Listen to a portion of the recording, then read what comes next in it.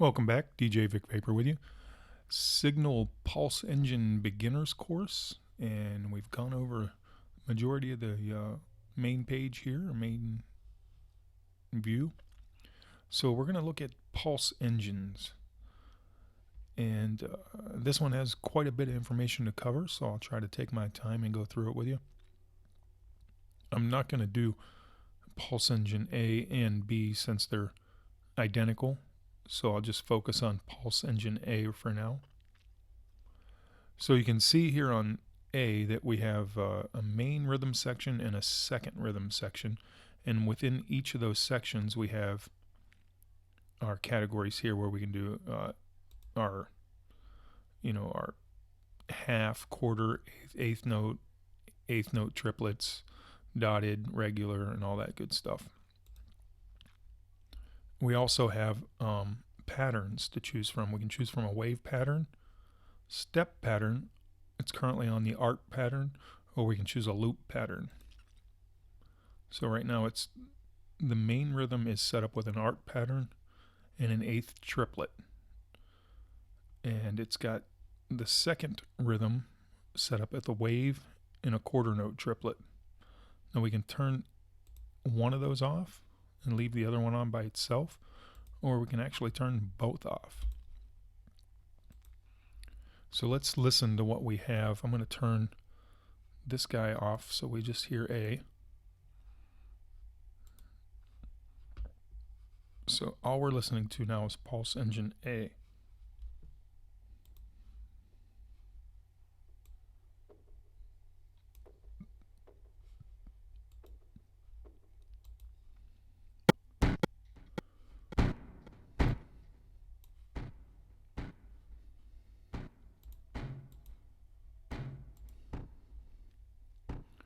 Okay, so there it is, pulse engine A. So let's take a look at digging into this guy just a little bit deeper. So I'm going to turn off the second rhythm, and main rhythm, we're going to open up this screen here and take a look at our options. So we have wave to choose from. So if we choose wave, it's going to give us the different wave information here. Now within this wave, we're not isolated to just that setup. We can click the unlock button.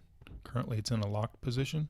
So if I click unlock, now it gives me the freedom to kind of just left, right, and move this guy and kind of micro adjust where the peaks and valleys are going to be of that particular wave.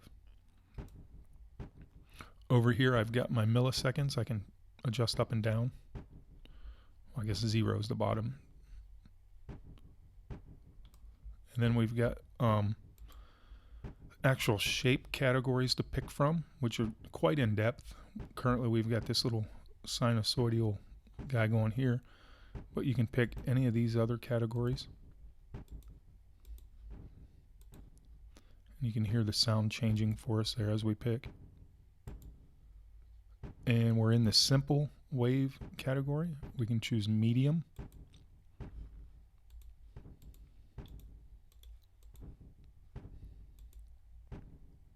And then into the complex.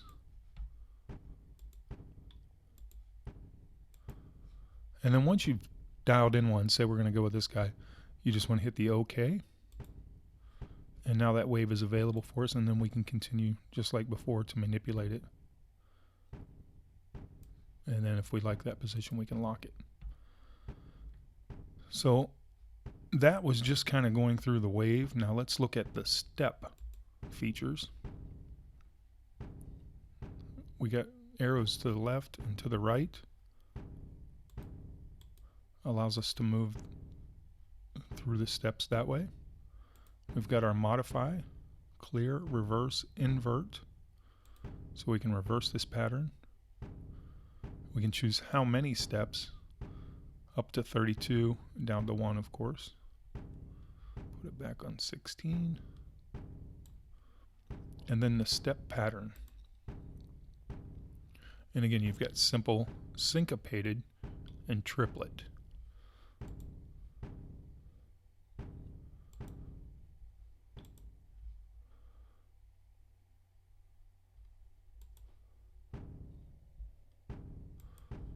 Let's take a look at some syncopated options.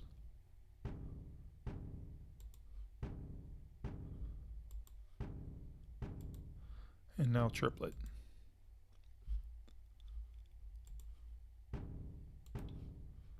And again, you can come here and move left or right.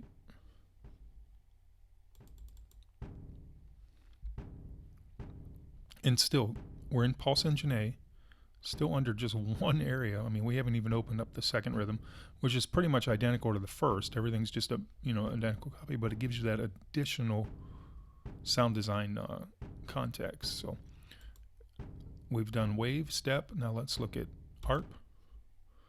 So within the ARP, we've got, clicked the wrong one there. Within the ARP, we've got the left, right arrow still available to us. Now we can go up, down, up, zigzag, all the different random, all the different ways we want it to play. Can choose our step pattern again here, our step numbers here, and then our pattern next to it.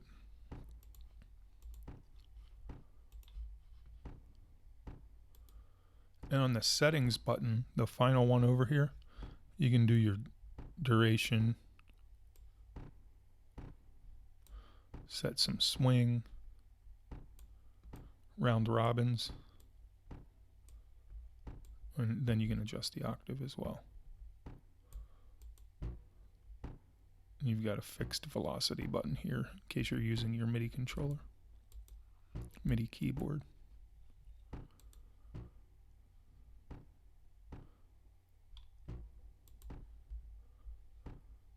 All right, what do we got left? We've got loop. Loop is just going to put us right within that sound, whatever the source is.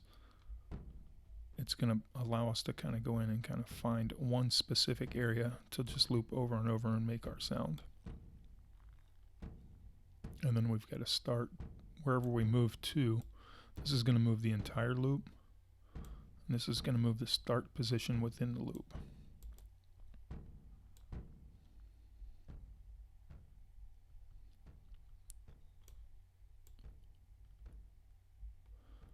And then, of course, you can stack the sounds on top of each other.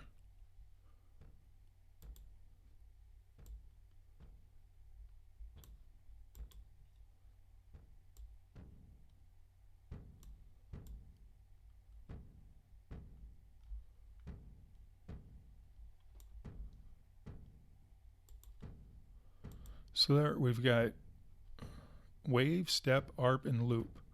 Those are pretty consistently available to us within each second, main rhythm and second rhythm. Once you add the second rhythm, you start to get a little bit different sound, of course.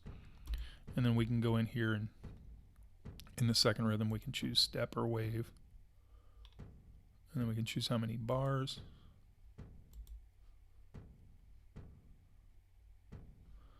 Can reset the pattern.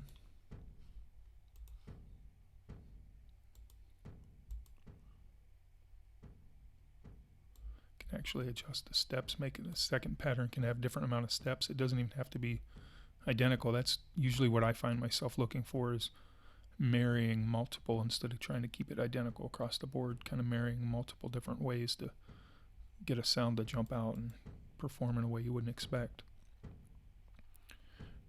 So you've got quite a variety of arrangements within just the actual Pulse engine itself. And then if you click this little cogwheel here, you're going to be able to notice that you can set the key range. Currently it's in the low C2. You can adjust the key range there.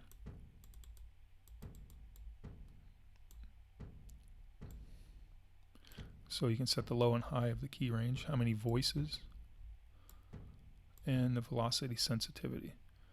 This is going to pertain to your MIDI keyboard or your MIDI controller or whatever you're using. So Pulse Engine A, it's a good breakdown of what's available there, and that applies to Pulse Engine B as well.